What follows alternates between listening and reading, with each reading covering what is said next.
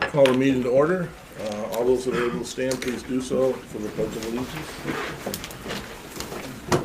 I pledge allegiance to the flag of the United States of America and to the republic for which it stands, one nation, under God, indivisible, with liberty and justice for all.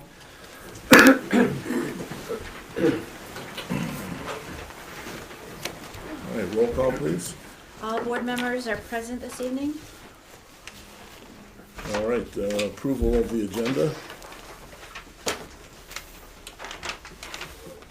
Move to approve the agenda as presented. Support.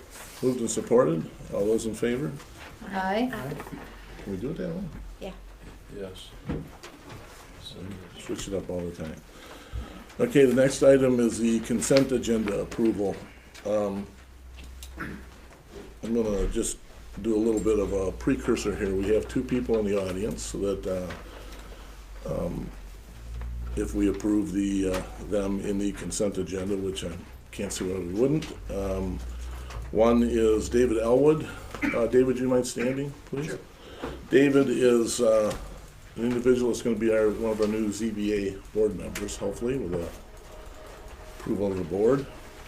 He's going to be taking Margie Brockway's place. Margie held that position for a long time, so that seat's going to be pretty well stamped with her imprint. So you'll have to start a new imprint in that chair. So, and then the other person is Nellie Corey for the advisory council. Nellie, would you like to mind standing?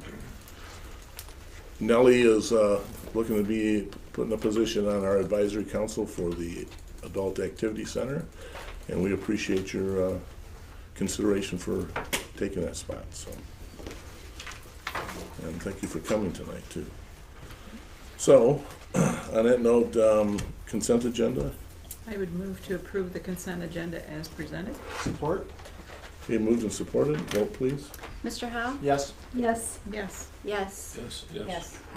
Yes. Okay, so I'd like to welcome the two. Yes. go ahead. Welcome two new people to our.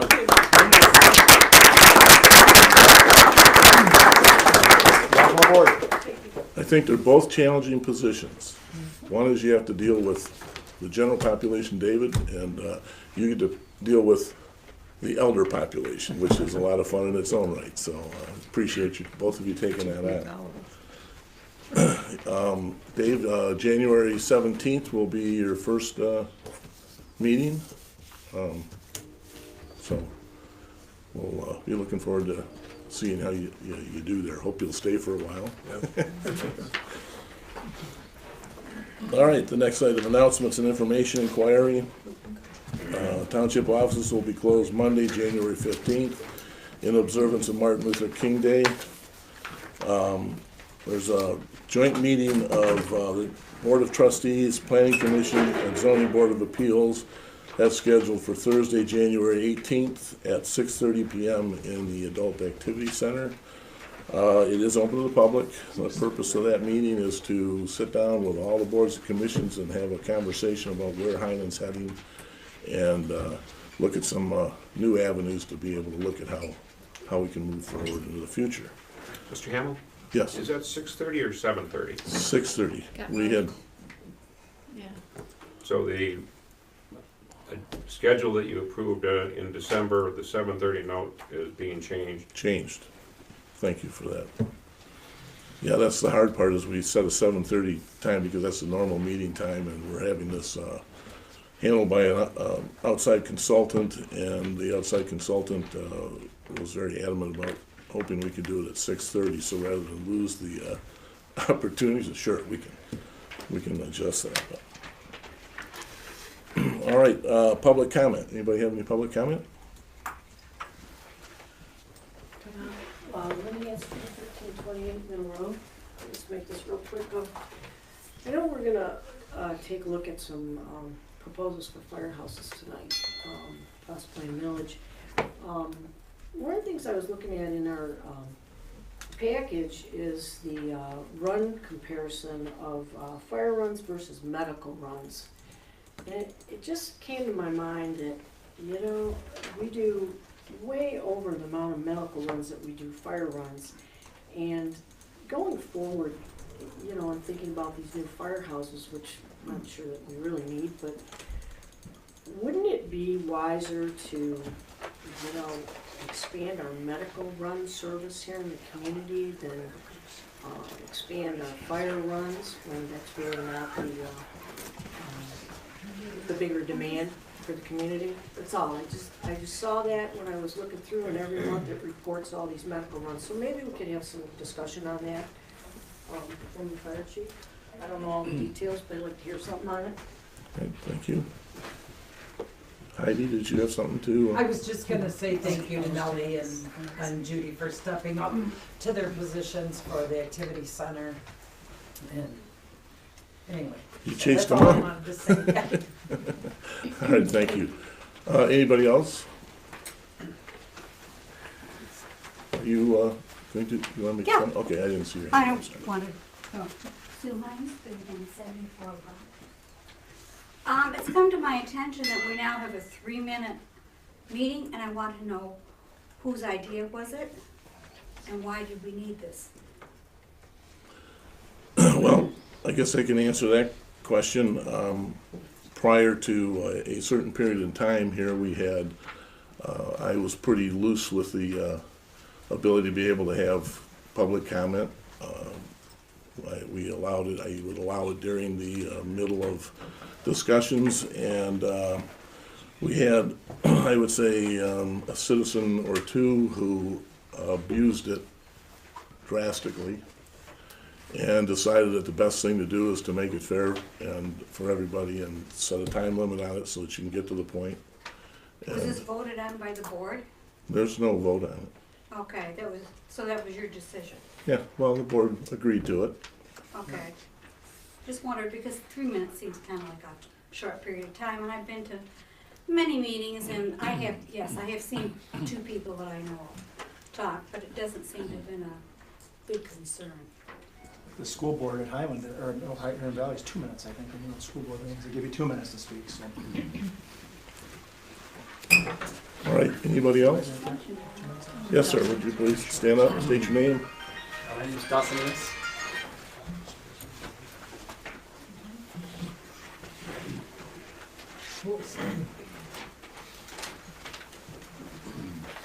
I just wanted to come before the board. I just want to say thank you for helping me with my Eagle Scout and allowing me to install the flagpoles at the Veterans Memorial. I specifically wanted to thank 2 of the board members. When a scout becomes an Eagle Scout, during their Eagle Scout ceremony, they have something called mentor pins, which is, it's the highest honor an Eagle Scout can give to someone who is there to mentor them in their life, help them in their scouting career, or during their Eagle project. And I wanted to give one to Mr. Hamill and to Mr. Salvia because of their help with my project. Without Mr. Salvia's help, I don't think I would have been able to make such an impact, and I feel like that was a pretty large impact installing those flagpoles. And Mr. Hamill, you really helped me during the process and mentored me during the process of installing and raising the funds, and I really appreciated that. So I have a pin for each of you.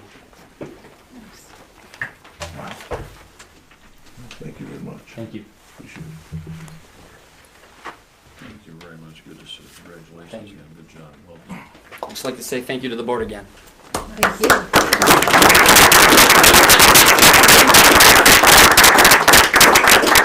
It appears to be solid gold, so I'll be able to retire now. Thank you. I thought you were going to put it Dawson. on me like you do your mother.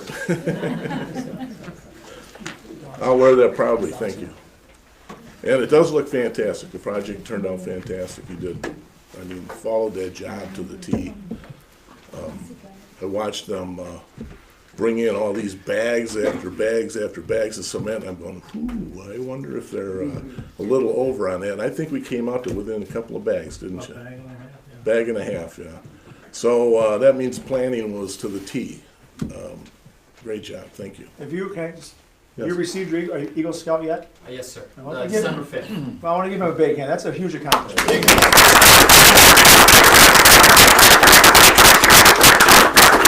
I have two nephews that are Eagle Scouts on the west side of the state, and that opened so many doors for those two guys. They're both out of college now and very successful. And the Eagle Scouts would open a lot of doors, so congratulations. It's a great accomplishment. All right, any more public comment? Don't see any hands. All right, we'll move on. Pending business, I'm gonna ask everyone to bear with us on this one. Can I open my mail? Yeah, you can go ahead and start that. This is award a bid for the sale of a 2006 Dodge Caravan that the township is releasing from use. And we got 14 bids on this. You wanna start reading? Okay. Normally we only get one or two, so. Jeff T. Allen, $1,200.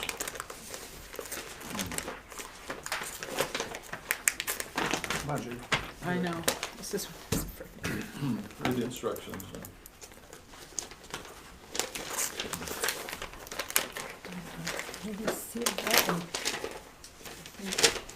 I'm not ripping the bed.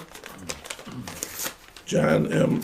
Shaw, $1,209.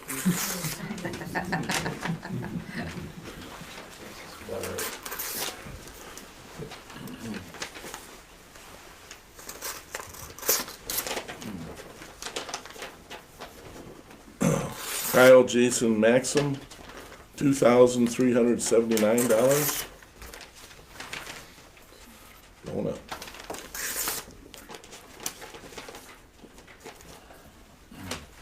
This one's on an envelope. Bill Sapsich, $1,851.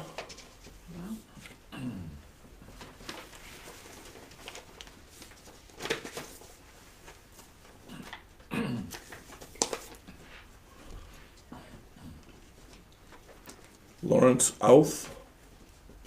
Seriously, a sealed bid. I gotta figure out how to get into this one.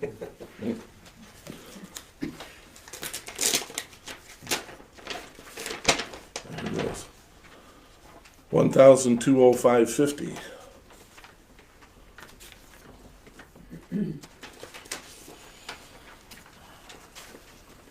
This one's sealed too. Oh, That go was on to the sealed. next one if you want. Yeah, we'll get to it. Here, see if we can get that.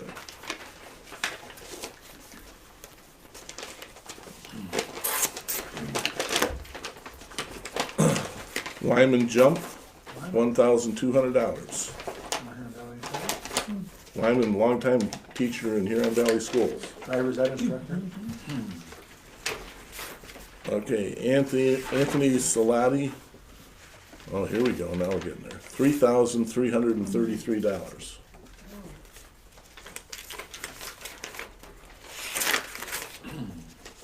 William Sapsich, is this a repeat? $1,218.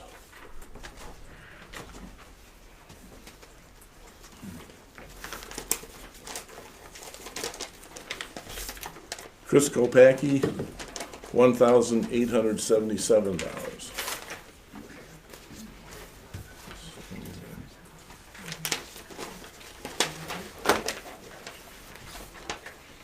John Sawula, S-A-W-U-L-A, $1,240.92.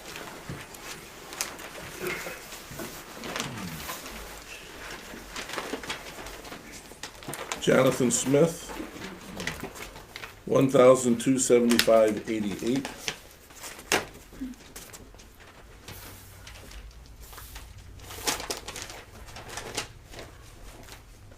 Timothy Ronald Brown, $1,650.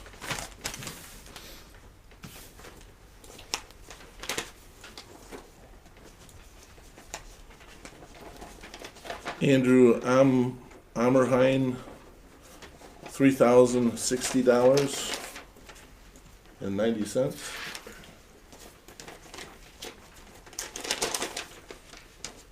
And Jeffrey T. Allen, $1,600. Had two bids. Huh? Is that a second bid for the same person? I'm not sure. So our winner is 3333. 3333, and that was, Okay, Anthony Salati. all right. Is Anthony here by chance? Must be present to win. I'll set him over. Do I just put him down here? Yeah. And there's two. Want to raise your hand? All right. Gary's got a comment. What's that? Gary's got a comment. Gary? Did the bid notice indicate the deadline for the successful bidder to actually make payment and take title? I can't say we actually did that. I don't know. Does anybody remember what we did I do. the last time we sold? Was it Yep. 7 days? Right, we gave him a week. So my recommendation is that you accept the high bid, and if they don't perform by paying the amount, that you then authorize acceptance of the second high bid, And so 7 on and so days, third high bid. on. Right, Because there's a pretty big disparity there. right. So, well, I'll start it off. I'll make a motion that we accept the highest bid of $3,333. $3,333. Should the highest bidder not make payment within 7 days, then the bid will be optioned to the next highest bidder, and so on. 7 days for each. 7 days for each. Support. Okay, moved and supported. Vote please. Mrs. Chenoweth? Yes. Yes. Yes. Yes. Yes. Yes. Yes. Motion carries.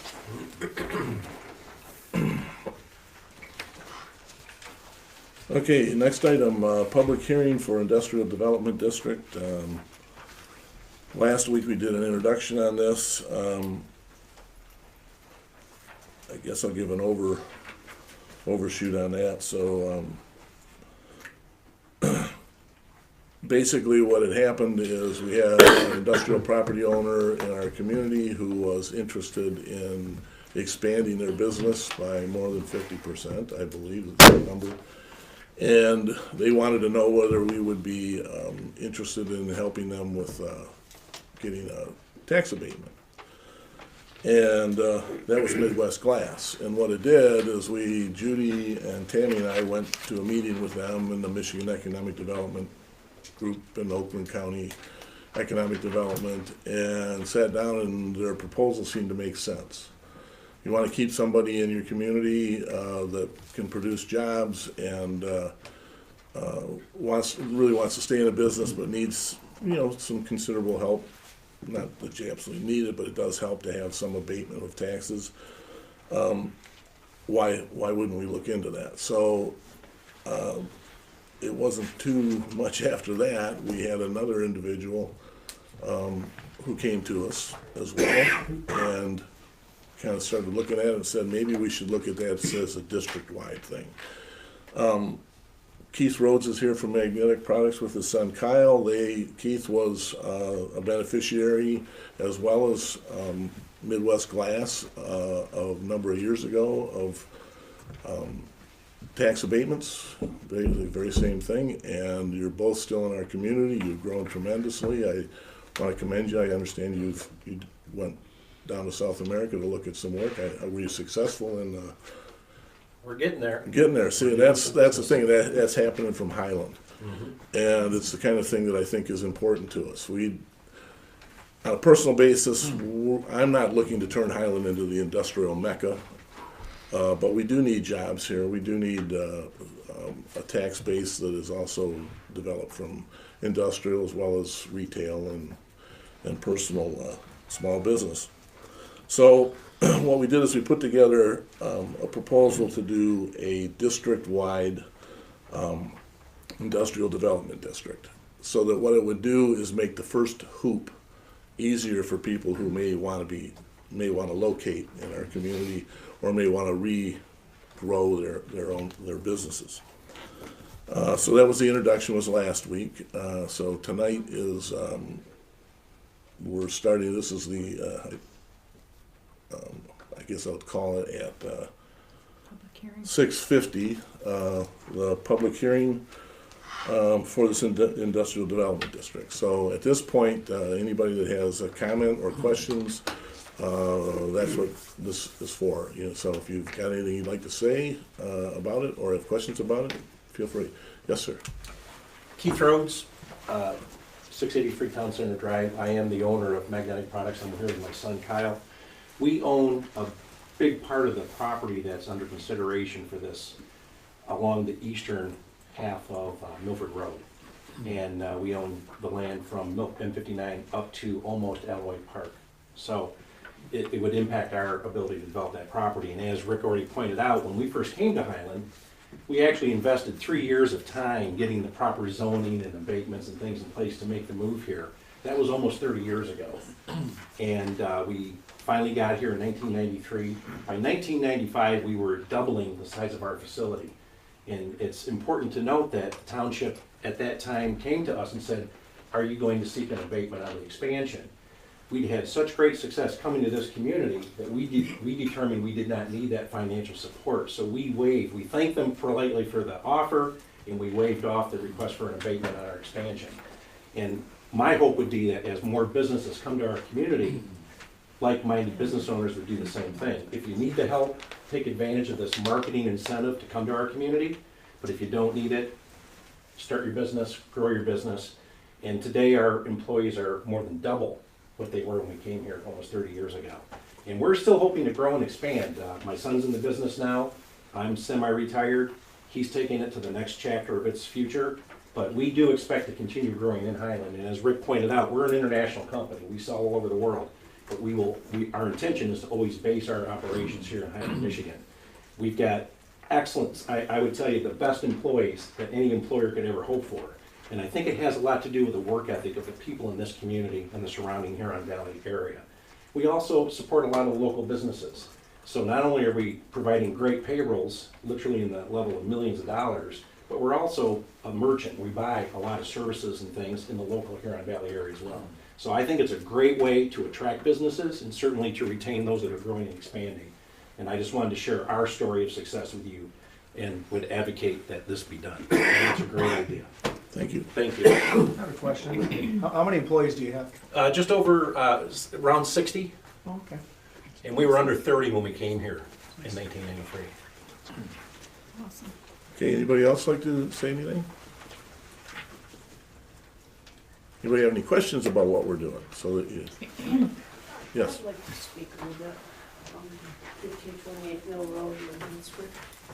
I had a couple of questions, quite a few actually. Just, you know, I sat down and kind of went through this today in the package, and, you know, I just want, on a minimum, to hear the positives and the negatives. I mean, the positives are, you know, yeah, we can add jobs and it's good business and all, but, you know, the negatives are, you know, we are gonna lose tax dollars. What is that figure? How much, you know? And I know that's kind of hard to answer because the businesses aren't established, but, you know, does the township do a study before they allow each company to, you know, get the tax abatement to determine how that might negatively affect us going forward? This was quite a large area that's being proposed here. So that was one of my questions. You know, where's the data on the pros and cons to the community? And I guess that's basically it, because I look at always the good, the bad, and the ugly. The good is we get business and we get employees. The bad is we lose tax dollars, and, you know, we don't know that we're always going to employ Highland Township people. And the ugly would be, you know, if they go belly up, and then what is the loss to the community there?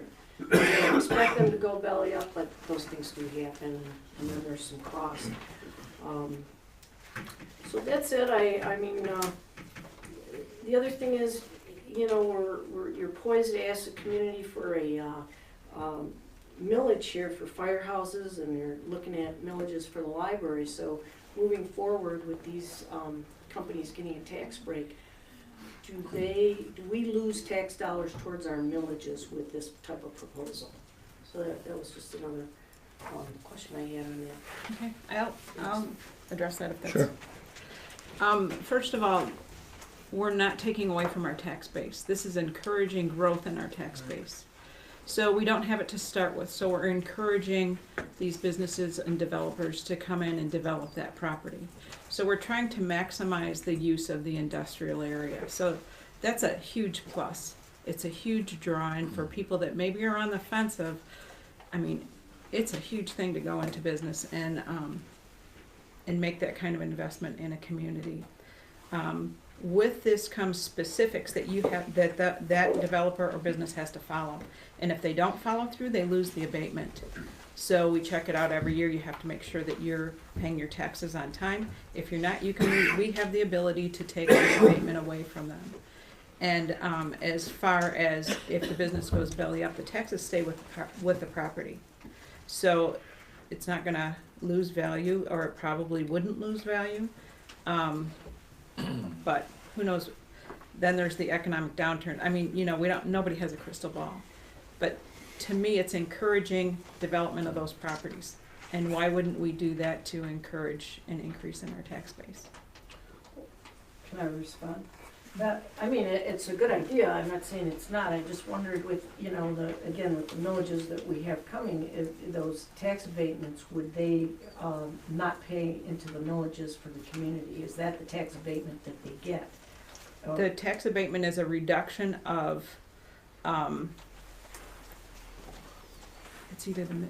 it's not the millage rate, it's a reduction in the taxable value for a specific amount of time. Okay. Help me here, Keith. Yeah, I mean, and to answer your question, it's a fair question. A lot of people. It absolutely is.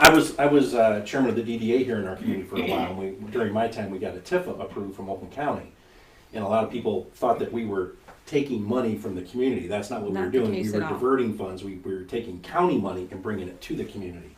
Same thing works with a abatement where instead of paying $100, you're paying $50.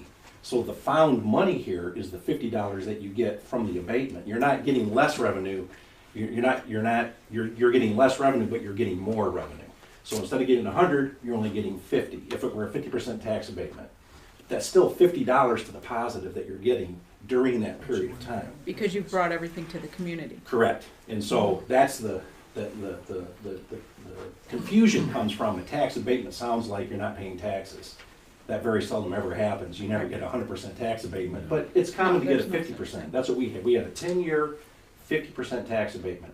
So for the first 10 years, our business was in the community, and as she pointed out, it's based on the property value. Okay, it's not based on any millage. So you still pay your pro rata, in this case 50%, over that 10-year period.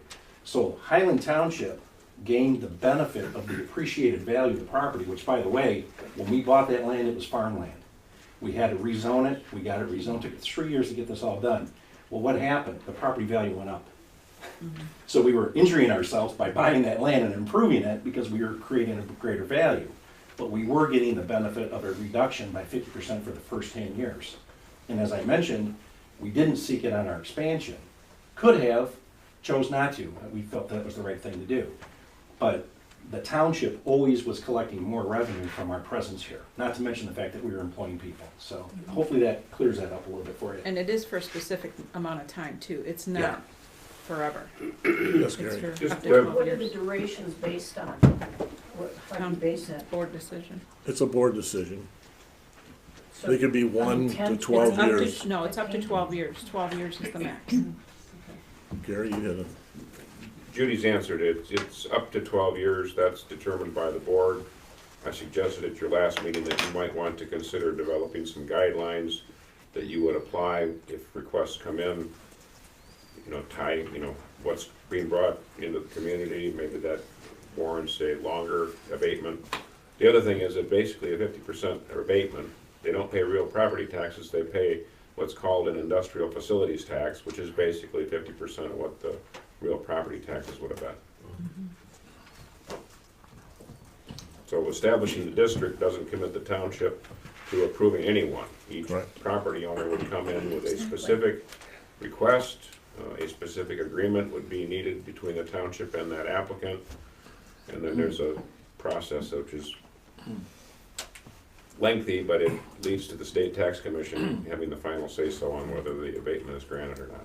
right, and the first hoop is the township board saying, we're interested in helping, and we'll agree to X amount of time, but everything after that is all up to the individual business owner to go through the process and go to the state and all the other hoops that are involved in it. So it's not just, you don't just come to the building here and you get your 50% tax break. It's a. If I could add too, Rick, by having this pre-approved at the township level, it mitigates the time required for a business owner to be able to contemplate a move to Highland. That's advantageous. We had 3 years to wait. A lot of companies may not have that period of time. So to shorten that duration of the application to the state to get it approved and so on is, again, an advantage to a prospective new business coming to our community. Can I add also that it's very specific that it's only manufacturing in certain high-tech industries, so it's not retail or anything coming in, not that we're against that, of course, we still want that too, but this particular area, just for everyone to understand that it is just for manufacturing and high-tech industries. And Judy, just to clarify, when you give an abatement, the abatement is only on the addition, so if the business is here, it's on the addition, Exactly. and that's only on the value of that addition Mhm. over a period of time. Yeah, it's to encourage growth. Yes, sir. Yeah, Alan Young, I live on Wardlow Road. Has anybody discussed about the impact this is gonna have on the roads, particularly Milford Road? Well, the impact is we've already established it as the industrial district. It does, I mean, there probably, as different businesses arrive, there'll be need for road improvements, and some of those will probably Like fall. turn lanes? Turn lanes, those things will fall on the new businesses to be able Now to fall put in, those now in. who will be responsible for that? Will the new businesses? It's generally the new business is the one Okay. that's responsible for it. Now, my other concern is, I live on Wardlow Road, okay, and I'm right there, I'm about 75 feet off the road, and I see what goes up and down Wardlow Road. And I can tell you right now, there's semis, aero steel trucks go down there constantly, and I know it's loading. It's supposed to be enforced, but it's not. And particularly with our road, it's a dirt road, as you know, and it's supposed to be a natural beauty road, and that's just taking it away from it, and the trucks beat it to death. Okay, I don't want to put a hamper on anything you're trying to do here, but this is a reality for us that live on that road, and it's not enforced. So with more industrial coming in, I feel like we're going to see much more traffic. And the traffic that does go down the road, there's a lot of people that drive a good speed limit. There's a lot of people that go way over, and it's dangerous. It's for the dangerous people. You can't even walk to your mailbox. This is my concern about everything and the roads, particularly when you have to turn in onto Wardlow Road off of Milford Road, coming from Highland. Then right there in front of the Moose Lodge, there's a lot of times you're sitting there to make a left-hand turn, and somebody comes up on you, and he swerves to the right, and the guy behind him has got to lock him up or slow it down. It's dangerous right there. So my concern was only that something with the roads needs to be done, because this is going to draw more people, more vehicles on Milford Road, and you already know it's getting really busy anyways. But that's my concern. Well, I appreciate that. I mean, it is one of the things, number one, anybody that would drive a semi down Middle Road, Wardlow Road should have their head examined anyways, the dirt. Well, I could take pictures for you. And if that's a continuing occurrence, then a quick phone call to the sheriff can send somebody out there to do that. And that's what we would hope you could do that for us, because we can't park a sheriff on that road just waiting for a truck to come. Can anything be done about lowering the speed limit on that road? That's a state. I know that townships have petitioned for that. Has our township ever petitioned to lower the speed limit on Wardlow Road? Lieutenant Snyder, would you like to? It's not posted? No, I don't believe it's posted. And I know they go too fast. They live right there, and I see it all the time. And anybody lives on the road. We've had a lot of speed limits. The state police and the road commission. It falls under the state police. Yeah, they're the ones that mandated. They changed Lone Tree. A lot of these posted dirt roads that were posted 25. They do it on how many people live in a certain distance, how many driveways in a distance, that's how they determine the speed limit. I don't know if the township petitioning that, I don't know of it being done, I don't know if it'll help. What I can tell you is January 1st, we did add a dedicated weighmaster to the substation. We had it in years past, it's been added.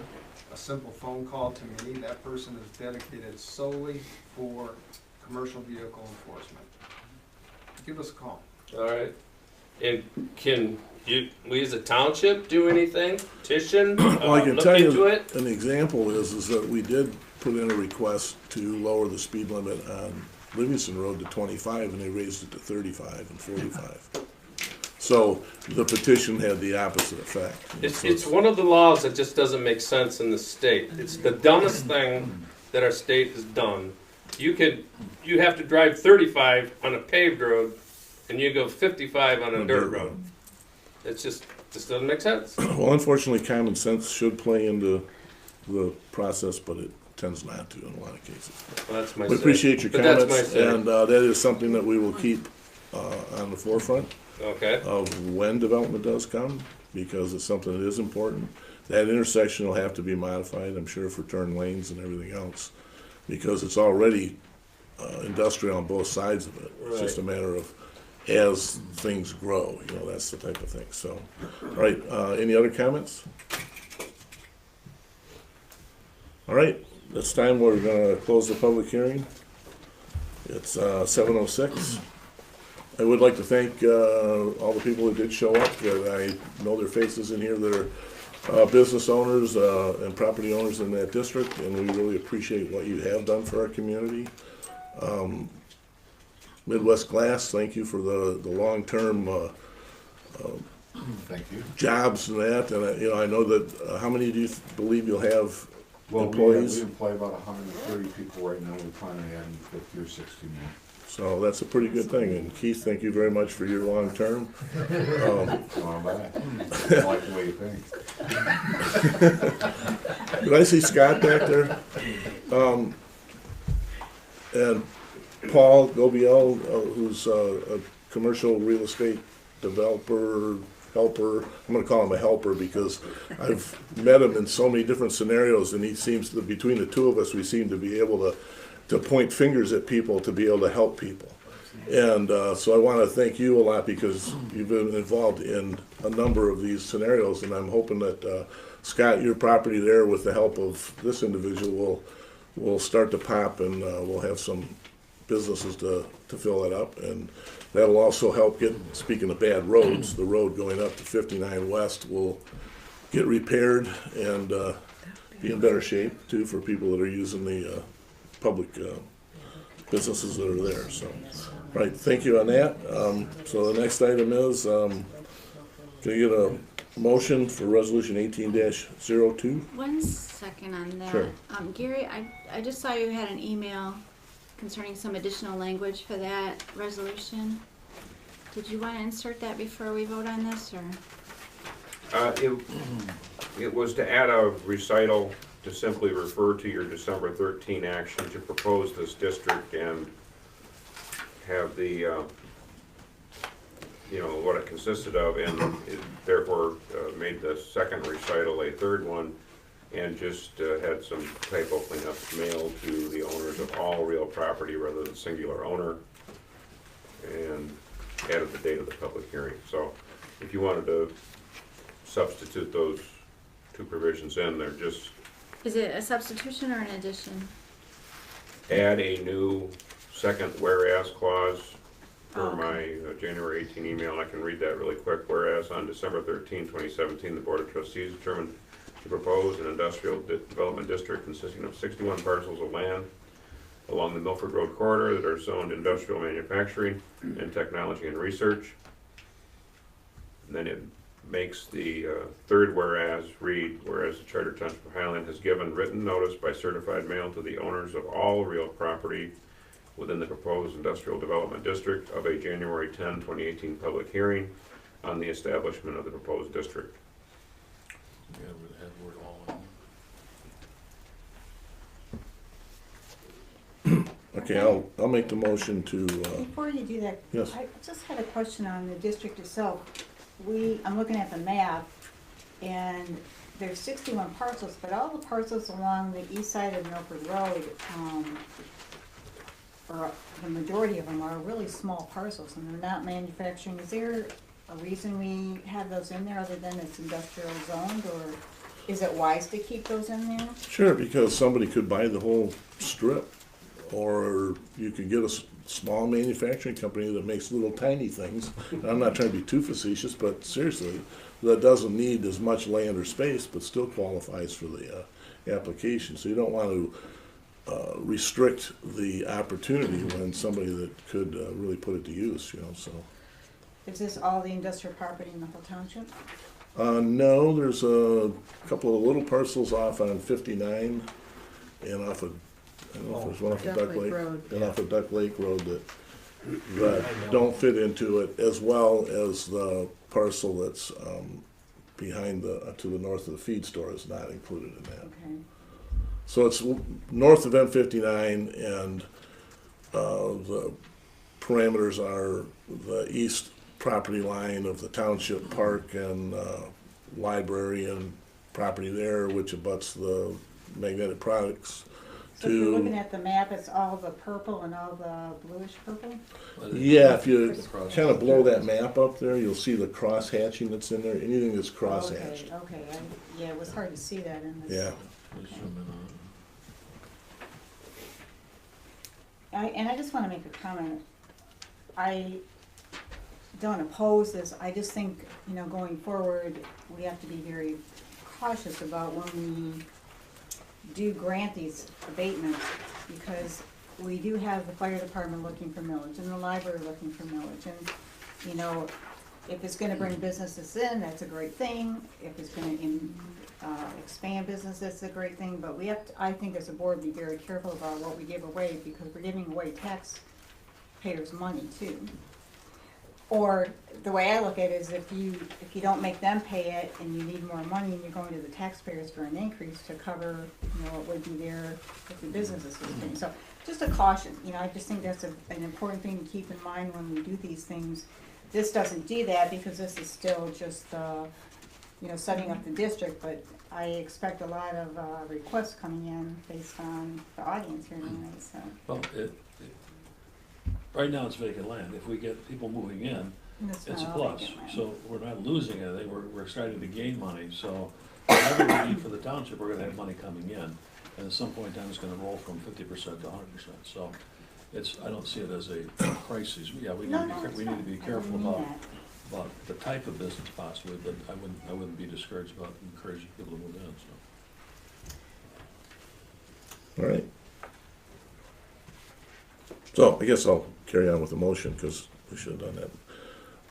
I'd like to move to approve resolution 18-02 to establish an industrial development district with additions and corrections as presented by our attorney. Support. Is that Mary Pat or Judy? Me. Judy? Okay. Okay, is that good enough, Gary? Yes. Okay. That was not a vote, that was a vote, please. Gary doesn't have a vote. Mrs. Cooper? Aye. Yes. Yes. Yes. Yes. Yes. Yes. Yes. Motion carries. Just All right. before you Thank go off you. that subject, does the board want to talk about developing any standards or criteria that you'll apply before you get the first request that comes in the door? You don't have to. From a personal point of view, I think it would be a smart idea. I mean, if you're gonna recommend that, I think it's smart to Well, it might be make a appropriate for consideration. maybe the 3 full-times to kick that around, talk to your contacts at the county, and maybe bring the board some concepts for discussion at the next meeting. Sounds good. I don't think any action's needed tonight, just. Right. How do we start that conversation without you guiding it? What's that? How do we start that conversation without you guiding it? Well, actually, the county's got lots of experience with it. Right. You got, so. Well, it would be a recommendation for the full-time members to start gathering information about how we would envision the use of the land. Yeah. We will do that. Well, I'm speaking for the other two. That's so, fine. Okay. All right, anybody that was here for that particular application, thank you for coming, appreciate it very much. Guess we're done. Thanks for listening to us. Oh, hey, Thank you for coming. Yeah, I appreciate you being here. thanks for your input as well. Got my 2 Appreciate it. cents for it. No, the road's a good concern. Yeah. I will. Kyle, take care. Thank you. Thank you. Thanks, Kyle. Nice to meet you. Want to stay? Okay, next item, would you like to, we're gonna be talking about conceptual estimates from Partners RFP about the new fire stations. This is to clear up some questions that we had from the previous meeting that we discussed this. So- Kind of a presentation of what we're gonna. Chief, would you like to make some introductions here to get this rolling? With us tonight, we have David Gasson and Fred Miner. Would you guys mind moving up to the front end here? We'll, From Partners, they were the two that were assigned to us to do the station assessments and to get input on what we needed for the future, what we actually provide for the community currently, current operations, and building for tomorrow. They were to evaluate whether we could physically remodel our current facilities, or if we'd be better off building new facilities. And that was the presentation that I sent you guys. Thanks, Chief, and thank you, Mr. Supervisor. I'm not exactly sure what you would like us to hear or hear from us in terms of an overview or specifics, or if we're maybe just to answer some questions, but I can start from the beginning and you can tell me if I get too long-winded, if you want me to do that. well, I think that maybe we can start with some questions that the attorney had, but I guess if we do an overview, there's people here that haven't heard any of this, so it might help. I'll keep it brief, Yes, Gary. if that will help from a time standpoint. Yeah. Well, when this was before you on December 13th, what you had was a draft request for proposal, and that was a deliverable under this company's proposal that you approved back in August. Right.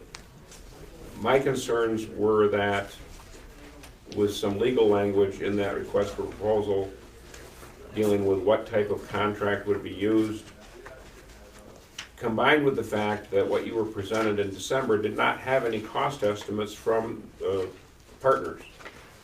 And their proposal from August called for them to provide cost estimates.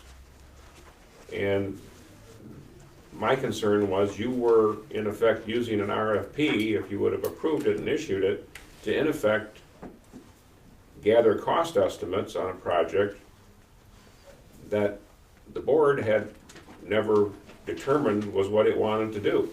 Okay. Do you want to build 2 new fire stations? Do you want to build 1? Do you want them to be that size? What do you want them to look like, consist of? So I think tonight's purpose is especially from board comments I heard, was to maybe talk about and maybe determine what the plans are for the fire department facilities. I mean, this company has provided some recommendations reflected in Ken's memo. He's outlined a certain square footage of the 2 facilities, and there you now have some cost estimates of what this company believes that would take to build under the design-build approach. And as I've shared with you before, the design-build approach is one approach to building a fire station. There are others. But I think first order of business is for the board to determine what it wants to do and when. And then once you've done that, we can figure out if you want to issue this RFP with my suggested changes in legal language. I don't want to bog everybody down with that. It wouldn't take long to provide those if that's what you end up wanting to do. So that's exactly why they're here, is to try and clarify that. So in the last presentation, if you look at the documentation that was sent to the board, you'll see the first 2 pages are cost analysis. That's a proposed, based on the calculations that were produced by partners. These are what two separate buildings would cost. So if the board has those numbers in front of them, they can see that. So I think the best thing is take us back in time and say, here's what happened and how we progressed through, and you knowing that Judy and myself and Tammy were involved at different times in the process, as well as the fire chief and a firefighter or two. So it was a joint effort to try and make sure that we were heading we all knew we were heading in the same direction. So on that I'll do an overview, but I'll also try to cover some of the bigger points that the council has brought up. So our role was to assist in trying to identify needs, define your current conditions, whether they be deficiencies or positive elements of the stations.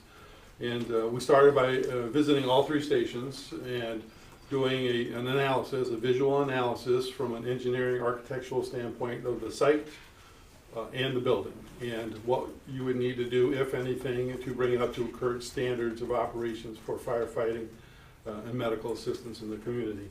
That's a process of going to each of the buildings a couple times, data gathering, and then writing a report, and then taking that report in terms of its issues, and then creating a recommendation to solve the issue. And then at some point later in the process, identify cost if you were going to rectify that issue as a single element in, call it repair, maintenance type of thing. And then look at it as a whole. How would you accomplish it if you were going to do all those items at one time, either in a 1 to 3 year period of need, or 3 to 5 year period of need, or 5 to 10 year period of need. Basically, that's a immediate need, intermediate need, and you could put it off for a little while in terms of how bad is that condition. So that report helped us understand where you are in terms of your facility's conditions.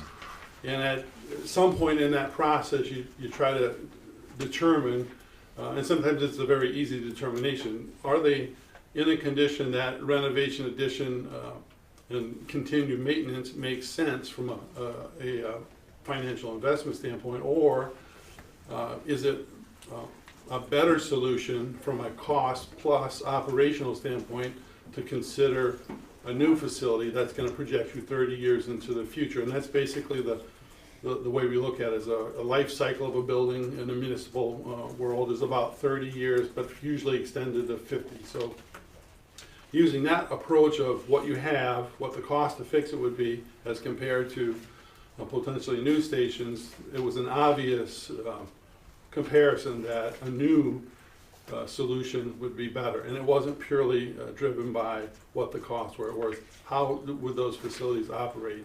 When we look at what's happening in firefighting, not just in recent year, but in, say, in the last 5 or 10 years, things that are important in fire stations are quality of life. People are living in stations as part of their work.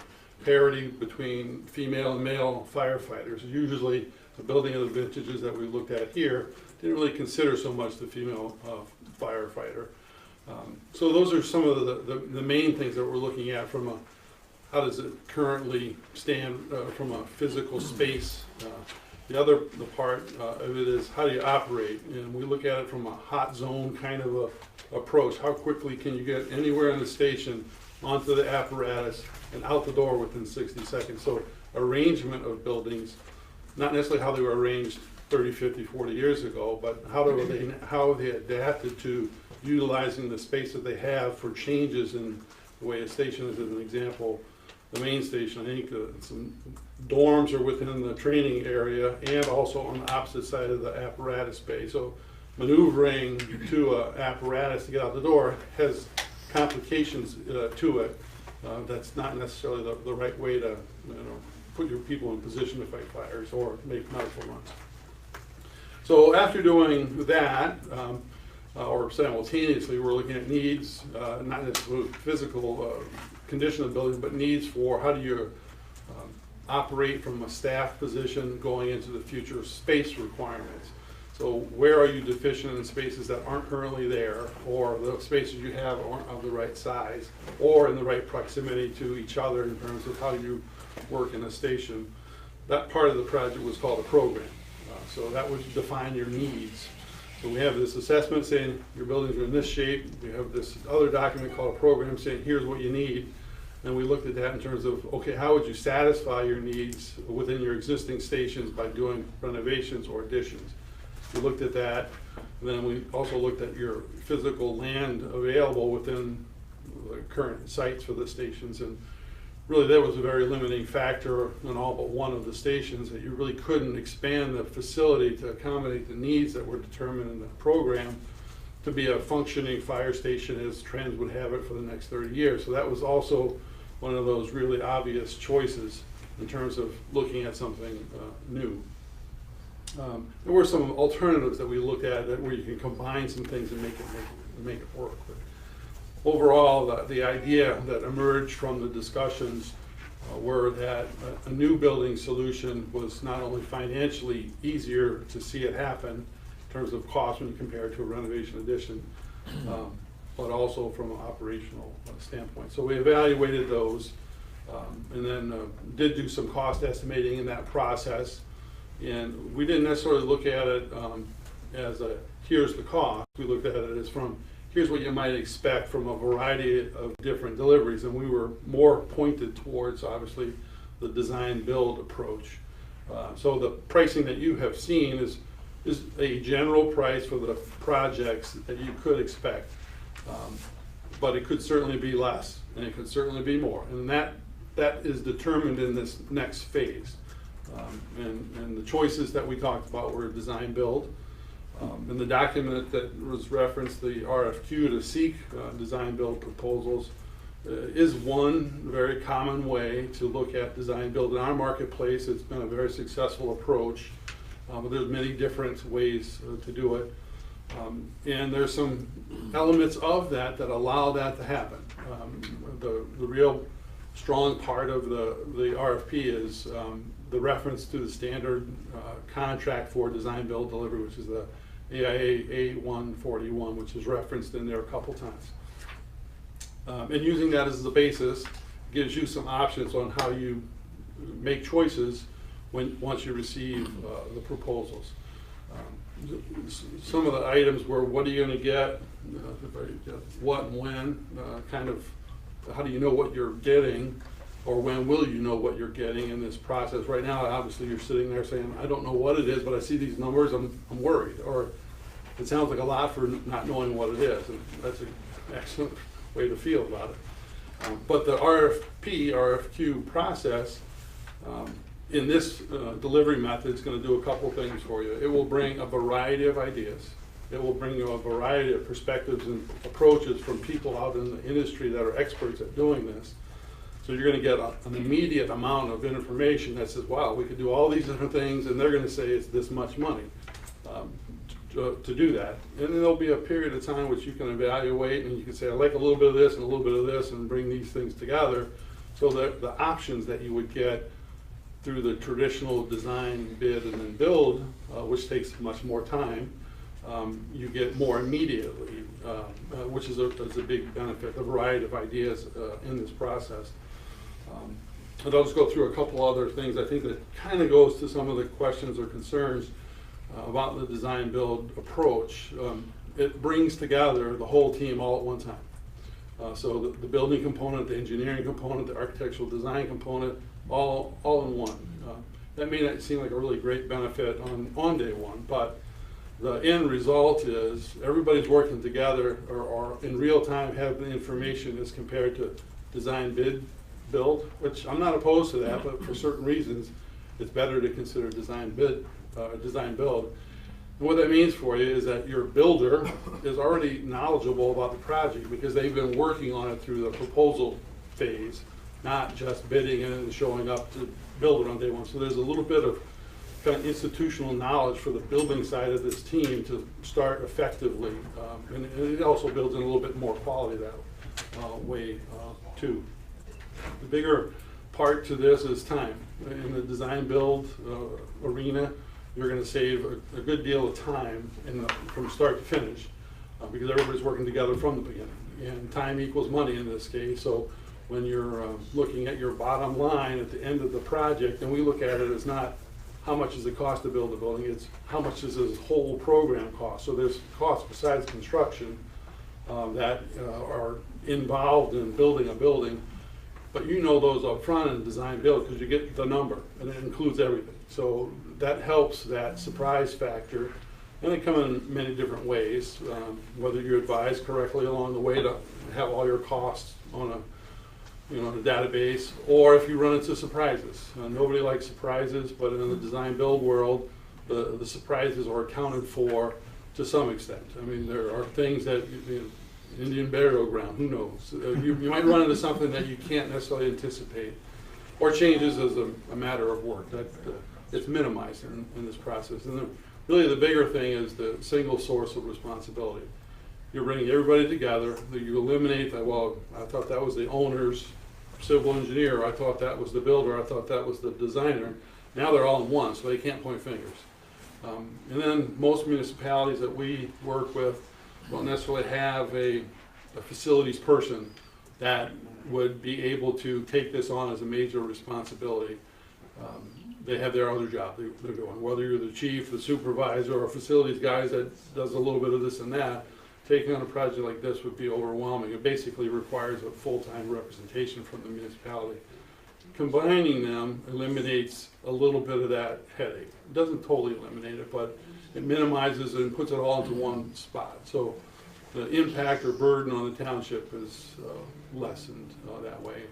And then I guess the biggest part is the guaranteed maximum price. So in this RFP, we're saying the township wishes to receive an idea on these fire stations with a guaranteed maximum price. So your exposure is known up at the front, at least from a variety of different builders, design builders, in which you can also modify. If you don't like those numbers, you can really work with that. And that's, we try to instill in this document the need that the design builder respondent would say, I am willing to work with the township to kind of maneuver through a process that will help them, township, wind up with the solutions they seek at the prices they seek with a guarantee. So that's kind of the short version of that. The longer version of that is the document that I referenced, the AIA 141. And I'll go through that for just a second if you don't mind. And it's really right to the point of what do you get when you get it.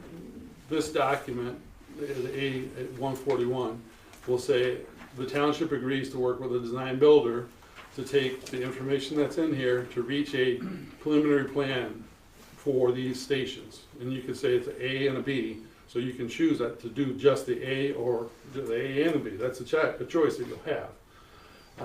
But it's a step one in this process. You can get to that point where you say, okay, we got your response, we've engaged you to give us these preliminary plans, you're gonna come back with here's what it's gonna look like, here's how big it's gonna be, and here's how much it's gonna cost. You can say, excellent, we like it, begin, give me the guaranteed maximum price. That would be step 2 of this contract that you would enter into. Or you can say, based on all the information you've given us, we want to do A. Or based on all the information you've given us, we want to do B. Or we want to do a hybrid of A or B. Or we choose not to do anything. So you're not committing to the whole shebang, you're doing it in steps, but each step has enough information for you to make a wise decision. And that's kind of what's rolled into that reference of A 141. So this is, I think to clarify it for everybody, this RFQ, RFP, whichever you want to call it, is not a commitment to build anything. It's an opportunity to be able to select a firm that we might want to work with in the future. Correct. So you're not committed to paying for anything more than their ability or willingness to start that engage and say, we'd like to work with you from the architectural end. And then we have that opportunity to say, well, we think we might like to work with you. But what we're asking is, you think it's going to cost this much money? Now the chief and the board and whoever the powers that be can go and take these numbers and say, we need a millage in order to afford this, and here's what the projected costs are, and here's some of the imagery or the conceptual designs or design that we've been looking at. It hasn't committed anybody to any construction. Absolutely correct. As an example to that, and just in a different way, is a case in point, another community, we have gone through this process of saying conceptually, here's what you can do. And our general estimate is this, $10. And they said, okay, we're kind of interested, let's bring that to the voters based on what you're saying. And now they've established by voter millage X dollars. So now the commitment, it still is not a commitment to do anything. It's now, okay, this is how much money I have. Now I want to do all of this. Do you guarantee that? So you'll have the chance from these documents to present to the community, here's what we could do. If you want to support this, and you could do it in millage A, millage B, or you could do it the whole, there's a lot of different varieties of how you present the millage, but the point is that you can get to a point where you think your needs could be solved if you did this, and the voters have the chance to say yea or nay. I'd also suggest in that process that you would include the community in the sharing of ideas, taking their comments and developing that plan up to the point of that preliminary design juncture where they have already voiced an opinion about what it is they would like to see. And then they have the ultimate decision when it goes to the village. But communities do it a lot of different ways. The stress here is that you're not committing to like a big picture thing. You're committed to, I'm going to take the first baby step. I'm going to look at a number of different contractor / architect / engineer groups that will bring forward ideas. And then you can choose who you feel comfortable with based on experience and a lot of other criteria that we've listed in there as good things for you to want to know about them. So, any questions? I have a question. Yes. Okay, so I'm saying like, kind of dumb this down for me. Okay, so what you've done so far is given us what we've read, the document, everything that you feel needs to be done. We've paid for that with your firm. And our next step is to get the RFPs, so that then we can decide who this building or design building team is going to be. That's our next step, and that's what we're getting RFPs for, to choose those people, and then we meet with them. Yeah, We will have a price, a price or ballpark figure. And Yes. a concept. And a the concept for too. what the Okay, building and would they're look gonna like. do that, they're gonna give us a design, the concept, and we don't pay them in advance for that? We're just gonna choose it after they design it, because that's where I guess I'm, Yeah, unfortunately, however you look at it, our marketplace and design and building, that's a marketing expense that firms go through on an if-come, at-risk basis. They'll say, I am interested in working in Highland. This is going to be a real expense to me, but I want to put something forward that will represent the possibilities of working with my team. So it could include a variety of things. It could be real simple, just the form that's in the RFP. It could say XYZ company, $12. Or it could be, here's my proposal, $12, but here's my plan. Here's what it looks like. It could be a lot of other things. And we stress that in the document by saying, or submit any creative alternative approach, or we'll give enough information to what I consider this design builder world to know that you're open and wanting of additional information and ideas other than what's exactly spelled out in here where there's a blank. see, that's surprising, because our concept, didn't we pay $10,000 to get a concept before the park? We paid that much money just for them to give us a concept, so the fact that they're gonna do all this for free, you know. It's a marketing expense, is Okay. what it is. And, something of this scale, you're probably gonna get, say, 5 or 6 reasonable but very strong efforts for these groups to come forward and say, this is what I can do for you. And you know this from past experience, the groups that you think will come forward are the average number. Yeah.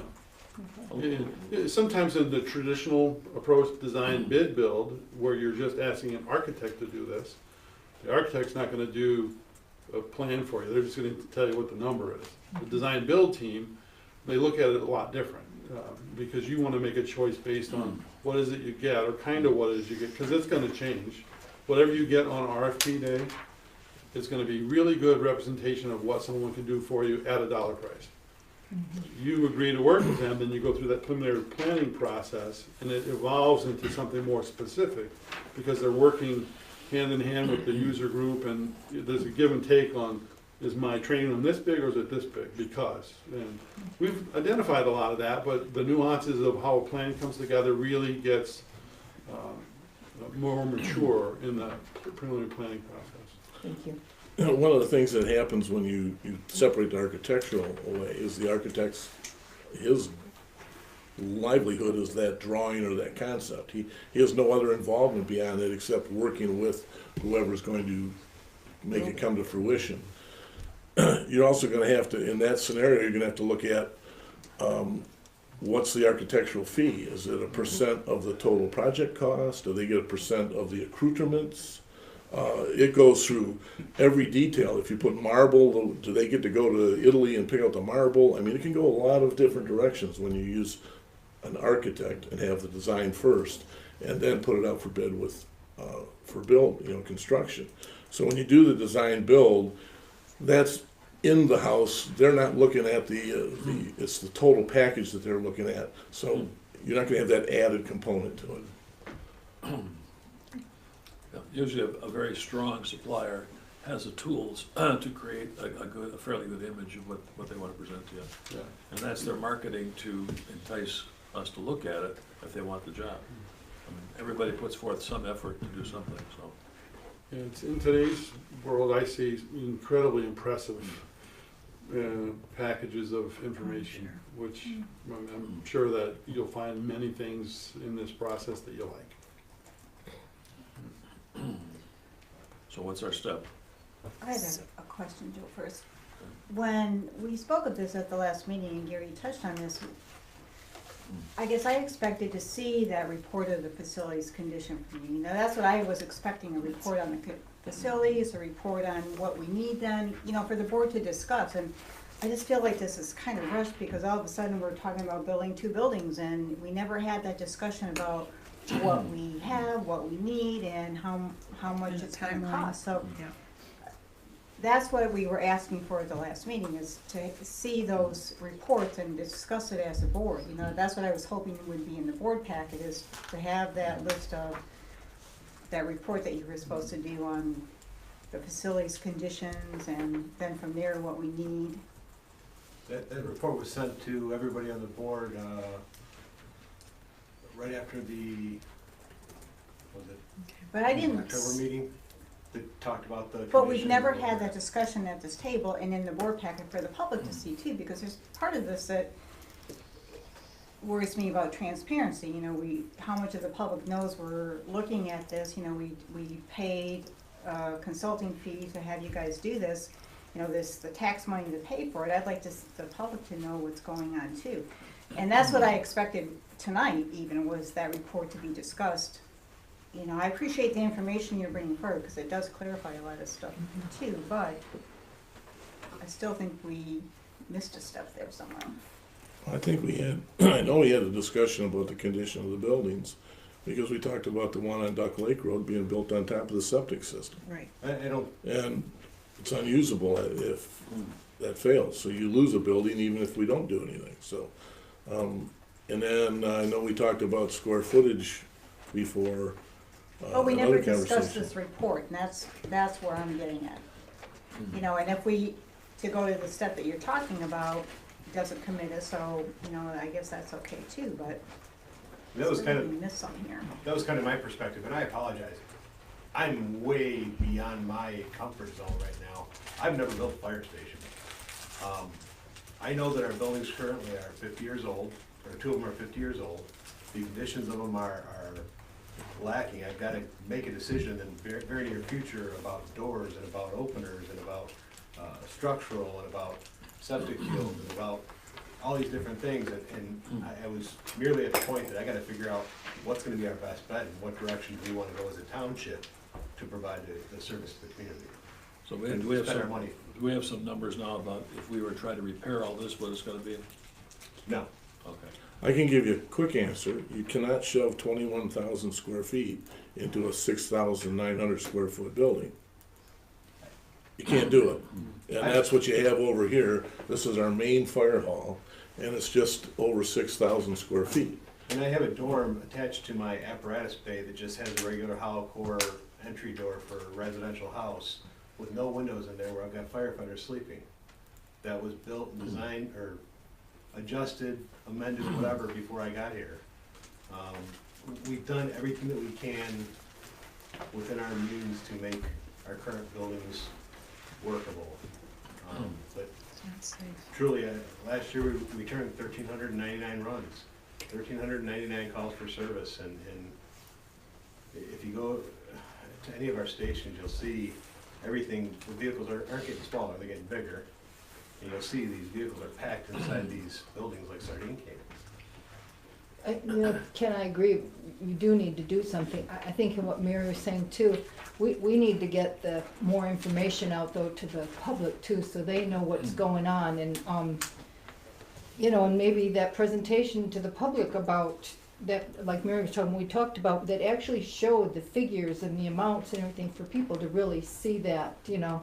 But I think your perspective is we're going to the RFP so that we can make the decision to, yeah, this is what we're gonna do, this is what we're gonna buy. All we're doing is to get the actual, like I said in my letter, what do we actually need?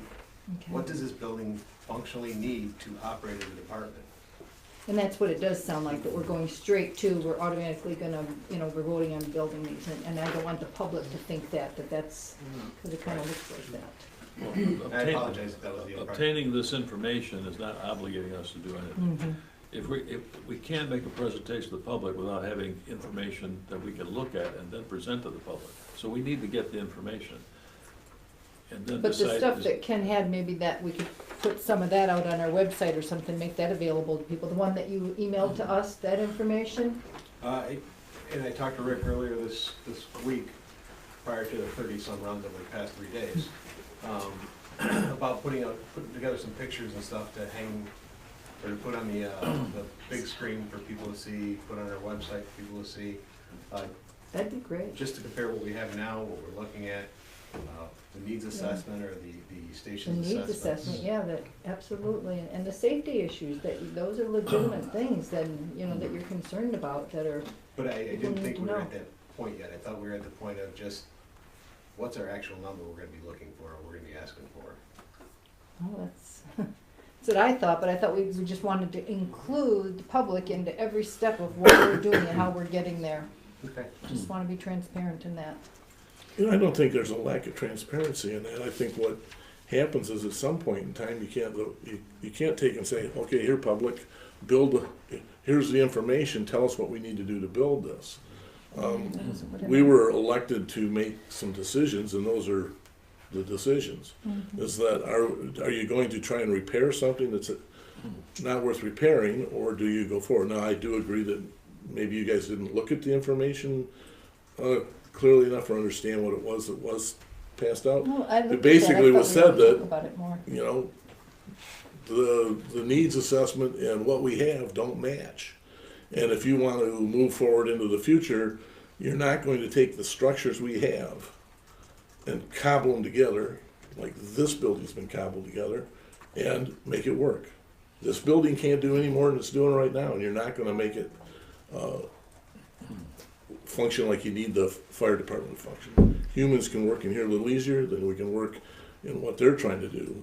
So I think that's where the process was kind of going, and that's why we had kind of a committee working on it to look at what's the next steps, and I'm gonna take the same Fifth Amendment that the chief is in terms of, this is not my personal forte in terms of, you know, how do you deal with all the details with the public and that type of thing. Was I in construction business? Yes. Did I understand how the architectural thing goes? Yes.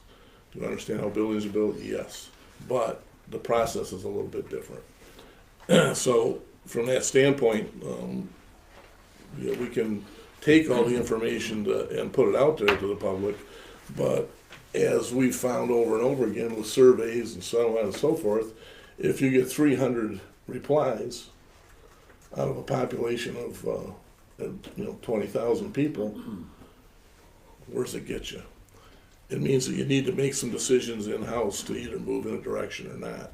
And you can't move in a direction. One, we have an election coming up that is the prime election for the millage issue. So time became of the essence, and that's kind of where we're at. The chief tried to work through the past year, developing the concepts and ideas that we needed to get there, to get the numbers, and now all of a sudden we're jammed up.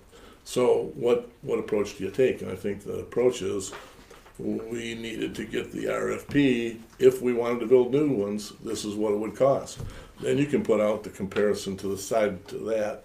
If you tried to rebuild this is what it would cost.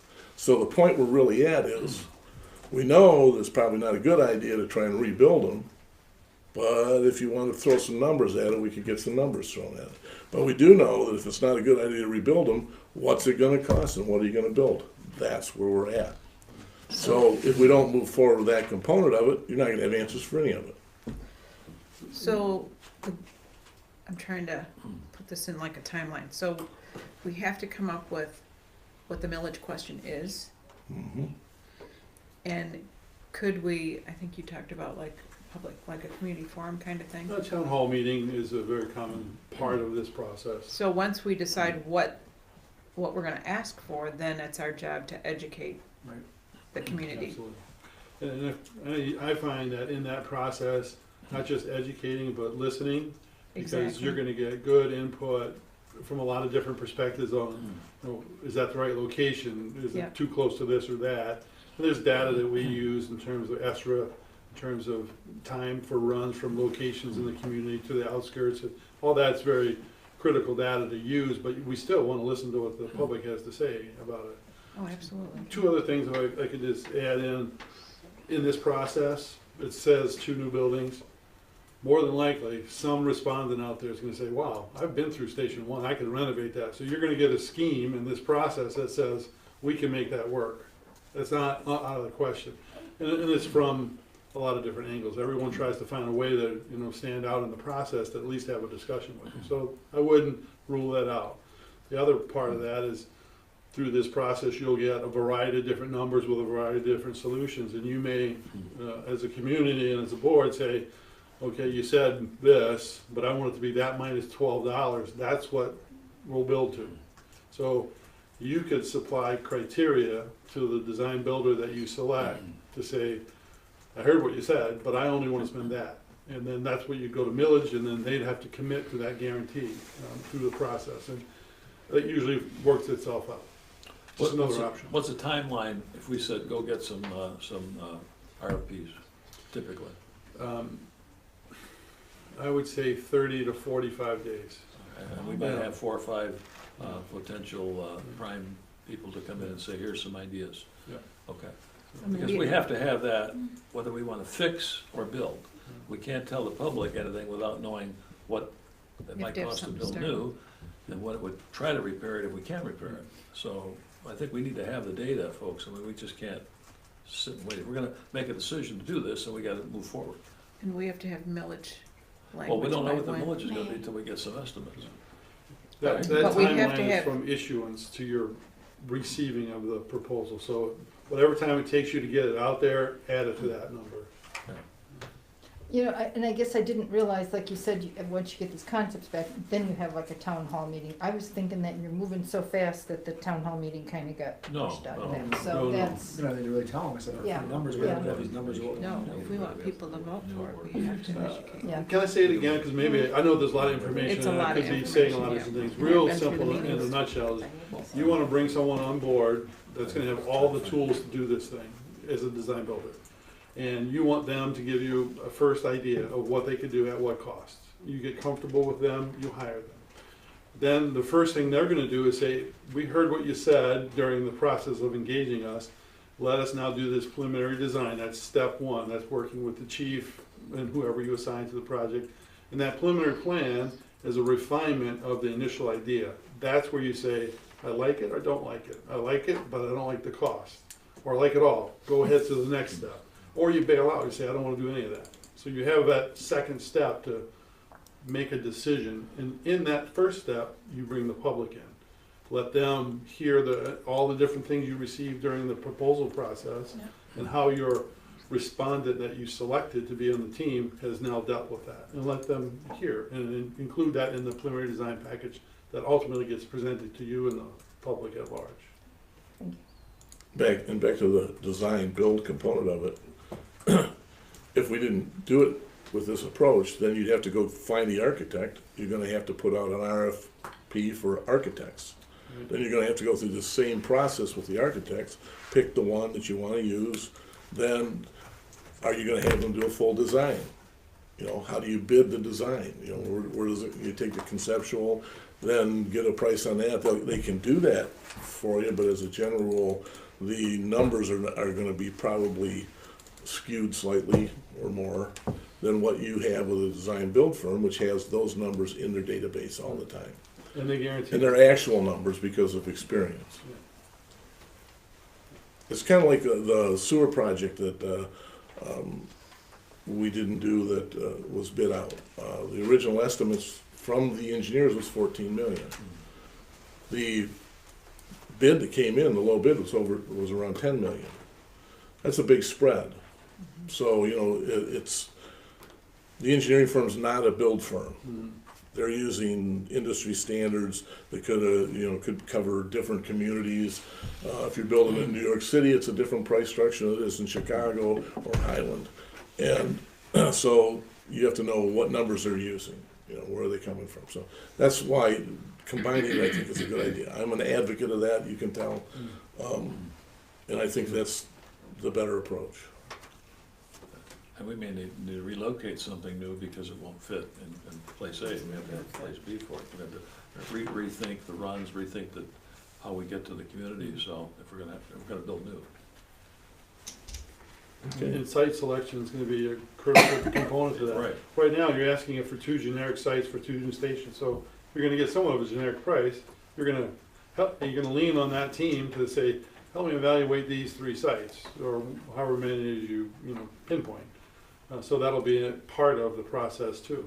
Right. And the property cost isn't included in the estimate, right? It isn't right now. No, it isn't. But we have to think about that. Yeah, exactly. This notice that's in our board packet says notice request for qualifications and proposal. This hasn't been issued yet then? No. That's That's the document that we prepared. That would be your instrument to get respondents to consider. Gary, you want to? Just a couple quick observations. What Ken has circulated are the costs for 21,000 square foot, number 1, and 16. In the RFP document on pages 9 and 10 is a listing of the components and sizes of rooms or areas. Now, there's a slight difference in the square footage.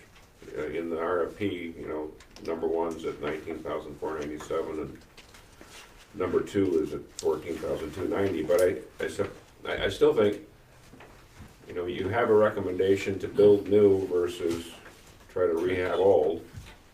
And this is what would be what you're asking design build people to provide you with a proposal on. Starting point is that, do you have a level of comfort with asking for proposals on 2 new buildings of those sizes with those amenities or rooms or areas? If you do, then it would be time to approve issuing an RFP. I do have one question for this gentleman. If the township selects a design build team that turns in a proposal, so you then go, you sign a contract, right? And that first step is preliminary design. Right. What's that cost the township to get a preliminary design if they don't actually build it? The preliminary design would be the price that would be in the RFP. So they would turn that in? Yeah. Okay. The price for the project, so there's 2 things. The juncture at which preliminary design is submitted, you would amend the contract if you chose to a design build amendment, which is referred to in the contract, where we're gonna do this for this much guaranteed. So you have that opportunity to say yes or no, but in the proposal that's out there, it lists, I'm forgetting the 5 or 6 different costs, but it's architectural design, development, construction drawings, and then total project fee. Those things don't come into play at this point. They're just the sense of what this project will cost for you. You're not committing to that. You pick the design element, or I'll call it the preliminary design, because that's what the term that's used in the contract. So everybody, and we say it in there, anybody that's submitting to this is saying conclusively that they're familiar with that contract. So they can't say, oh, I didn't know that. And it references that, and it states that a couple times. It's just a matter of making sure. And the people that are going to respond to this generally do this as their normal course of business. So they'll know that that's the way it goes. That the design amendment, that's referenced in the proposal as well. I'm sure there's a lot of common structured footprints of places that, you know, versus a custom palace that we need to make. I'm sure they have enough previous activity where they can present packages. Absolutely. Yeah. And it's a matter of how efficient can you be to make that square footage smaller. And I think what he referenced, the difference in square footage in the program and then square footage in the budget, and I think it's listed down there, is that we include a circulation factor of, I think it's 30%. So the differences in square footage is we're not telling the design builder, we want you to build in 30% circulation. We're just saying, here's what we want. Be as efficient as you can, and maybe your building's 21,000 square feet or 20,000 square feet. Because the planning effort, the process of planning it builds efficiency into it as it gets more mature. And the first blush of it's going to be kind of all the spaces are there and arranged where they should be. And now let's make it efficient and tight. And the big important thing, the fire station, as I mentioned in the hot zone, how you get from wherever you are in the station is directly and clearly to the apparatus bay as possible, because you got to roll in 60 seconds. So that efficiency is compounded in a building type like this. To kind of give you an idea of of how they got to these square footages, they know these standard basic sizes, how many people can fit inside it, how much equipment can be stored in an equipment room based on volume, blah, blah, blah. And you end up with all these little cubicles, 200 square foot, 400 square foot. And it's kind of like taking all these little squares or building blocks and going, okay, we got to get from here to here. How does that fit? And then you tie those pieces together, and pretty soon they start to build a structure. And that structure now has to have hallways, those pathways. And so then you have to kind of move things around a little bit to get those pathways. And now you have to look at, okay, how do you shield the more dangerous components, which is the bay area, which has volatiles and so on, stuff in it, from those individuals in the building? And how do you get their maybe their clothing off of them and be able to detoxify that clothing but not bring it inside the building? So there's those things that they have to know, but it's all built off of, if you look at that sheet, page 9 and 10, is it, or 10? And you look at all those square footages, make little cubicles up, and you start to put the different rooms together, and you'll see how a basic layout occurs. Now, is it stacked vertical or horizontal? You know, those are things that can be, you leave that to the design build team to say, what can you do for us? And they come back and say, if we do this vertical thing here, we can make the footprint smaller. But what's involved in that? Now, well, the elevators. chief's going to look at a lot of that stuff, and he's going to say, this looks good, this doesn't look good. I mean, those recommendations come from him. So, yeah, so I think we need to, if we're going to think about doing something, we need to get going on it. I mean, there's no question about it. What are we going to put it off for? If we need, the fire department needs the repairs or improvements. Improvements may be new, probably not fixed. So let's get the information and let's start analyzing it. And then we talk to the public about it once we have our knowledge base. Exactly. The chief is looking at it. Okay, so does anybody have any more questions they'd like this gentleman to answer? Gary? Just a couple more comments. I shared with you at the last meeting that I generally thought AIA documents are anti-owner. I also told you I haven't seen this document that the gentleman has referred to. And I hope that they can provide those to me, both that and the AIA General Conditions 201. So I can look at those and see what they're actually saying.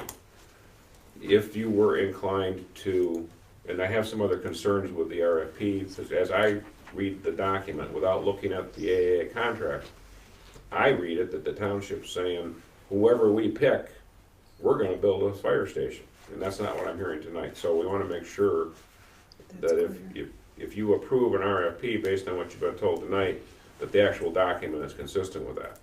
So having said that, if you were inclined to approve issuing an RFP, I would suggest the following language for the motion. Would be to issue an RFP, a request for qualification proposal for design build services for new fire stations 1 and 2. That has been approved by the township supervisor, fire chief, and attorney, with a tentative award date of March 14, 2018. That's your March meeting date. And the idea would be to use the same schedule that's in that RFP, which was based on an issue date of December 20th, so we're gonna be basically backing all those dates off about a month. Okay. If they give me those documents tomorrow, I'll try to turn this around very quickly. All right. Well, I'll make the motion that we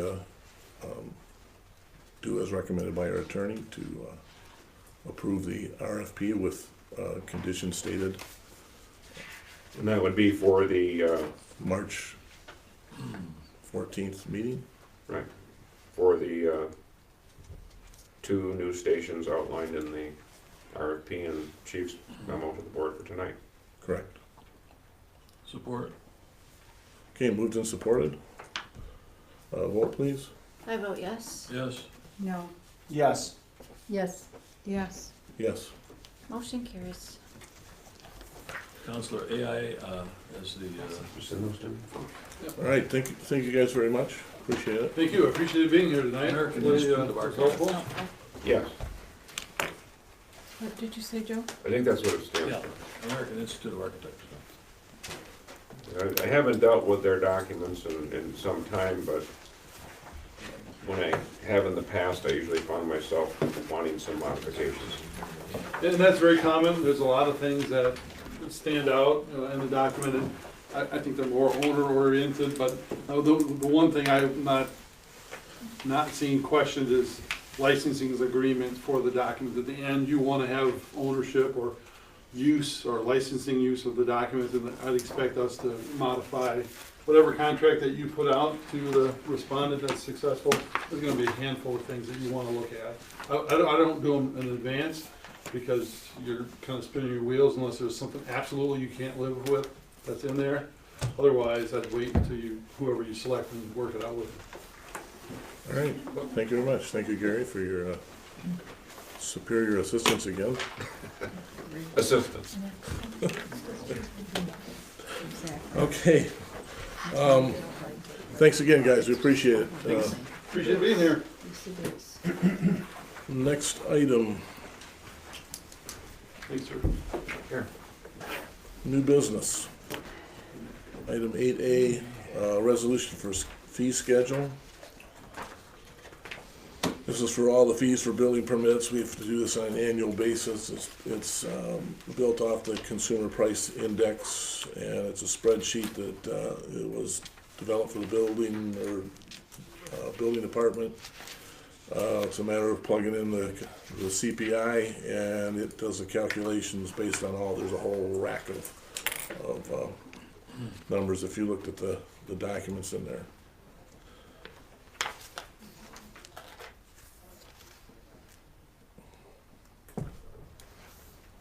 I would move to approve resolution 18-01 to approve the fee schedule for this year. Support. Moved and supported. Any discussion? All right, vote please. Mr. Salvia? Yes. Yes. Yes. Yes. Yes. Yes. Yes. Motion carries. Okay, the next item is poverty exemption, income guidelines, and asset test. Every year, the township is the supervisor who's in charge of assessing and And we hire Oakland County to do our assessments, but we are charged with giving opportunity for some relief for hardship. And so this sets the levels for those hardship levels. So it's like if you have one person and an income of X amount, then you meet that guideline, and you can receive partial or full relief from property tax. If you have up to 8 kids, I think it's around $40,000 is the cap for that. So 8 kids and $40,000, and a series of other items that you need to make what they call an asset test. Then you come to the board of review, and you can receive, hopefully receive some type of a relief for people in the poverty level. And these are numbers that we adjust every year. Same as last year. And so we're passing them through just like they were last year. And anybody have any questions on that? Just Gary? a quick one. On page 2, where you, right at the top of the page where you have the table, would it make more sense for the words extremely low to be changed to maximum? Isn't that what this is saying? That a one-person household, their maximum income to be eligible for relief is $18,000? I just saw that, and I understand that the concept is you're stating low income what is extremely levels, low. but isn't that the intent? If somebody makes, if Yeah. one person makes more than $18,000, they're not gonna meet this guideline? That was my only thought. And your words are what? Maximum. Delete extremely low and replace it with the word maximum. Okay. I have no issue with that. That works. I would move to approve resolution 18-03, the 2018 poverty exemption income guidelines and asset test, changing the words on page 2 from extremely low to maximum. Support. Okay, moved and supported. Vote, please. Mrs. McDonald? Yes. Mr. Hall? Yes, sorry. Yes. Yes. Yes. Yes. Yes. Motion carries. Budget amendment?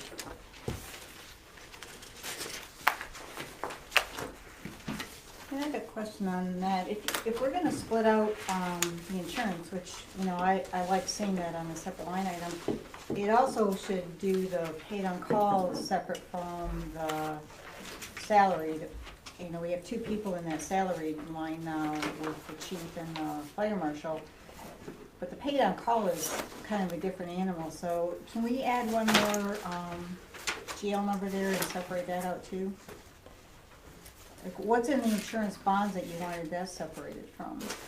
This was proposed by Amy, and she felt that would be the best way to do it. If we can present that idea to her tomorrow and bring another budget amendment to make that change if, unless she has problems with it, but we can certainly explore it. And I think it's just, to me, it's easier to read it that way, you know what you're looking at, you don't have to wonder what's in that number then, how much of what is in that number, you know what I'm saying? I know she can do it, it's just a matter of adding another number. Add one. All right, we will, I prefer not to add it at this point in time because we don't have adequate We don't information. We don't have a number. So we get a motion to approve the budget amendments? I would move to approve the budget amendment as presented. Support. Moved and supported. Vote, please. Mr. Howe? Yes. Yes. Yes. Yes. Yes.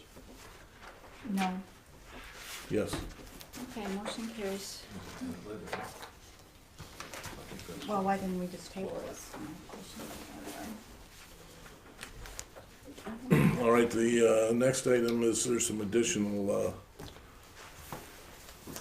nope, that's gonna be later. Okay. I'd like to make a motion to go into a closed session to discuss confidential attorney-client opinion correspondence regarding personnel issue. Support. Okay, moved and supported. Vote, please. Mrs. Chenoweth? Yes. Yes. Yes. Yes. Yes. Yes. Yes. Motion carries. All right, we're going to one of the dome of silence in there. All right, back in session at whatever time that is, 8:50, 1. All right, item 10, list of bills dated 12/27/17 and 1/10/18 plus add-ons, which is the sheet that was on your desk earlier. On our additions, what is that library operating local community stabilization authority? Judy? Number 5. You know what that is? For 5,400. What's it called? I don't know what that is. What's the name of it again? Library Operating Local Community Stabilization Authority for Fund 101. You know what this is? This is money from Oakland County's invoices every month. We didn't get to separate that out. You know how we collect it all at once and then we separate it at the end of the year? We didn't separate it at the end of the year. So that's what that's for. And the Local Community Stabilization Authority is something new. So I think that Amy just took it as a descriptor. Oh. It's delinquent personal property taxes for the most part. Gotcha. Okay. Okay. Yep. Just And that's their weird. portion. It looked weird. I know, it's like, what? I'm like, it's something from the state. It's way out. It's like way out. Yeah. All right, motion? Motion to approve? Support? Okay, moved and supported, list of bills 12/27/17 and 1/10/18 plus add-ons. Vote please. Mrs. Cooper? Yes. Yes. Yes? Yes. Yes. Yes. Yes. Motion carries. All right, public comment. Dick Russell, 3560 Terra Drive, Highland. I know all of you. I'm here to speak on 2 issues. One of them is to say thank you for approving Nellie Corey as an addition to the Highland Advisory Council. I think having a bank person on the committee will be a great move, having served as treasurer for 2 years and currently serving as treasury pro tem, because we've had a resignation of Barb Toomey. She's no longer on the board. Item 2. I'm an experienced Explorer advisor for 27 years with the fire department, so I'm almost in the station with a cup of coffee. One of the things that I recognize as a long-term resident of Highland is the last great example of sharing with the community of a large project was the one that we widened M59. So we had descriptive medians, crossovers, information that was based on what I expect and what you've done tonight for the fire stations is you're going to get information and suggest that you do that very same method. Because I think it's informative and you've got an open summit forum that people can address questions to the people that would be appropriate to answer those questions. But I sit here understanding what the fire department operation is and what it began as people coming from their homes to get to a truck to run when we had the ambulance and so on. It's changed so much. You got female firefighters and there's one shower in Station 1. Remember the movie where it says men, women? It can be a concern. There's obviously a big development. The thing that hit me was, if you were going to do a renovation of an existing building, you're going to have to tear it apart. What are you going to do with those trucks and where are you going to put them temporarily? The additional expense of not going to new practical facilities, in my opinion, would be much more expensive on a temporary float basis than it would be for what you're going to do when you get the answer to your questions. And I really feel that in that opportunity, training rooms, physical development rooms, dirty rooms to get rid of your stuff. They have a mechanical in the corner of the building over there, and you've got a workroom that's got clean towels, tools, washers and dryers, and you got to take your little boxes, as Rick says, and put them in there and figure out where it fits. But if you lay out to the community what you're trying to do and share it openly as we did with M59, we don't have trees down through M59, we got wildflowers. But it's still a good road. And I expect when we get done that you're going to look at where the community is and where the growth is going to be and make sense. Where is the best place for the next station on the east side? The Duck Road facility is on top of the septic tank, and I don't know when you're going to call Thornton's to clean it, because you're going to bring a lot more trucks to make that happen. I think that one's very obvious. The question is, if you're gonna take square footage at Station 1, and you need 21,000 square feet, you only got 6. Do you go up 1 or 2 and take a look at Milford? Milford's old station didn't have a second floor activity, so they're a 2-story building now. And they have exhaust systems that you can pull stuff off the trucks in case they run and so on. There's a lot of hookups and the mechanical stuff. But I really feel that it's important to move forward, and I'm looking forward to help. Just being in the community as a liaison to do that, because I still make address signs in case you need one on your mailbox. Right. Thank you. An example of, Milford did 2 stories is because they didn't have any space. If you spread it out, the park, they would have had to use the park next door. That's right. And same thing here, if you wanted to expand this facility here, to get 21,000 square feet, you'd have to take the complete Veterans Park with no parking. So it's not feasible, so you need to be looking at other components, and one of the things that we did look at as a group when we were going through this process was the IRSA mapping for time, and it'll kind of tell you it should be right in this location here for this area, it should be in this location for that area, and then you have to look at the parcels of property. Are they available? Do they have water nearby? That's some of the other things that we have to look at. So there's a lot of answers that have to be had, but when you do look at, like you said, what do you do with the equipment when the building comes down, because they're not going to build it in 6 months. And come wintertime, they're going to be out in the open, and they won't be able to store water in the vehicles, and that means you have to fill it. The operational requirement for a tear-down rebuild is almost more surmountable than doing new buildings in the right spot. Yeah, so thank you for your input, I appreciate that. Lynn, you can sit there, you don't have to. Yeah, I just wanna know, do you have any projections on the property where you're gonna build these places if it goes through? No. I mean, do you have any idea? Well, it doesn't pay to look until we know we've got some ideas of what it's gonna even cost. I mean, that's the time to start now. I would say start looking now.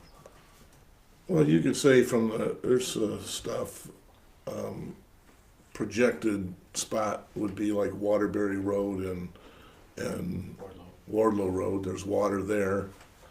That's state land, so we'd have to look at doing an acquisition with state property, which they're not opposed to, unless those parcels have some type of attached restrictions for the state selling them. You don't know until you approach them. Then the other one is if you use a knowable spot, Armstrong Millworks, vacant land within there, so someplace near turnarounds that would make it accessible. So there's some open land there, but it's if they want to sell it, we don't know that. So that's 2 stations.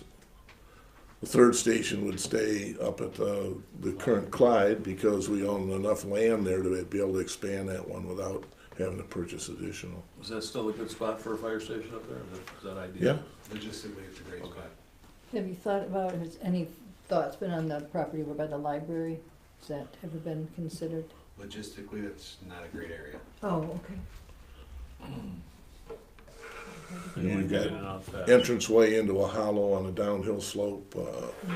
If you want to head east, you have to cross traffic. You got people coming over a hill. It's just, it would be a logistical nightmare. So, any other public comments?